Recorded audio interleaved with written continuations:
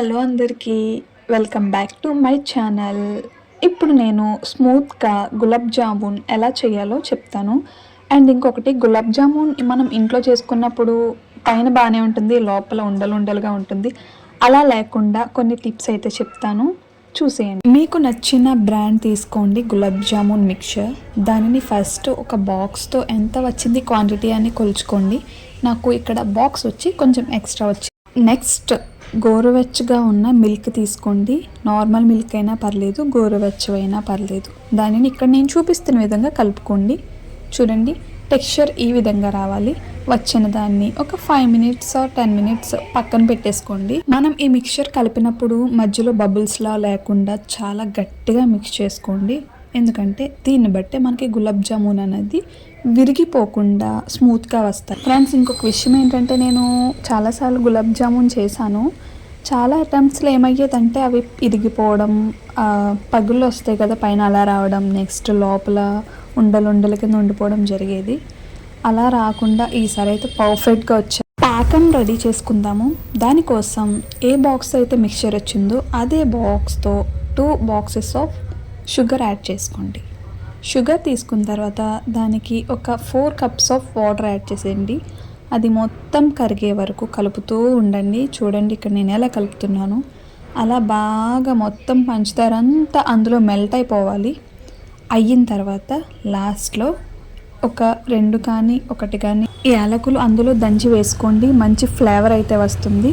చూడండి, ఇక్కడ మనకి పాకం అనేది మనం నార్మల్గా స్వీట్స్ చేసుకున్నప్పుడు జిగురు పెడతాం కదా, అలా రావసరం లేదు. ఒక 3 minutes మరిగితే చాలు. అంతే, మరి పాకం రెడీ అయిపోయినట్టే.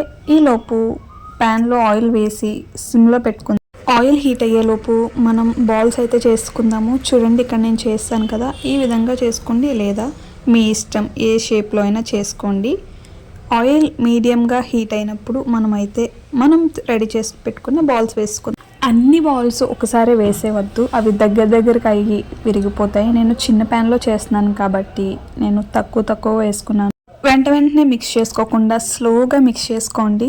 తర్వాత గోల్డెన్ బ్రౌన్ కలర్లో వచ్చే వరకు బాగా డీప్ ఫ్రై చేసుకోండి. మనం ఆల్రెడీ పాకం రెడీ చేసేసుకున్నాము. మనం ఏదైతే డీప్ ఫ్రై చేసుకున్నామో వాటిని తీసుకుని మనం రెడీగా పెట్టుకున్న పాకంలో అయితే వేసేసుకోండి. హైలో పెట్టి మనం కనుక ఈ ప్రాసెస్ చేస్తే కలర్ బాగానే వచ్చేస్తుంది, లోపలైతే మనకి ఉండలు కింద ఉండిపోతుంది. రిలేటివ్స్ వచ్చినప్పుడు, బర్త్డేస్ అప్పుడు ఎప్పుడైనా స్పెషల్గా చేసుకోవచ్చు చాలా ఈజీగా. నిజం చెప్తున్నాను, ఒకసారి ట్రై చేయండి. చాలా అంటే చాలా బాగుంది. లైఫ్ కొంచెం స్వీట్గా ఉండాలంటే గులాబ్ జామున్ తినాల్సిందే. మనం చేసుకున్న బాల్స్ అన్నీ ప్రిపేర్ అయిపోయిన తర్వాత పాకంలో వేసుకున్నాం కదా, అన్నీ వేసేసి ఒక ఓవర్నైట్ అయితే వదిలేయండి, ఇఫ్ మీకు పాసిబుల్ అయితే. లేదంటే ఒక 1 or 2 hours అలా బాగా సోక్ అయితే అది మొత్తం బాగా అబ్జర్వ్ చేసుకొని, అబ్బా చూస్తున్నారు కదా వీడియోలో, ఇది మొత్తం తర్వాత నేను మళ్ళీ చూపిస్తా. ఫ్రిడ్జ్లో పెట్టుకోండి, బయట వదిలేస్తే మనకి పాడైపోతాయి. చూడండి, ఒక్కసారి చూడండి, ఇవి హోమ్ మేడ్లానే ఉన్నాయా? నిజంగా ఉన్నాయి.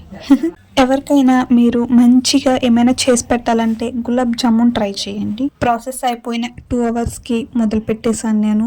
మా అమ్మమ్మకి ఫస్ట్ పెట్టాను అనమాట. చూడండి, తనకి ఎంతో నచ్చింది. చూసారు కదా ప్రాసెస్ ఎలా అనిపించింది? చాలా సింపుల్. 15 minutesలో ప్రాసెస్ మొత్తం అయిపోతుంది. ఒక 1 hourలో తినేయచ్చు, అయిపోయినట్టే. మీకు వీడియో నచ్చిందా? నచ్చితే నా ఛానల్ని సబ్స్క్రైబ్ చేసుకోండి. మళ్ళీ నెక్స్ట్ వీడియోలో కలుద్దాం. Thanks for watching.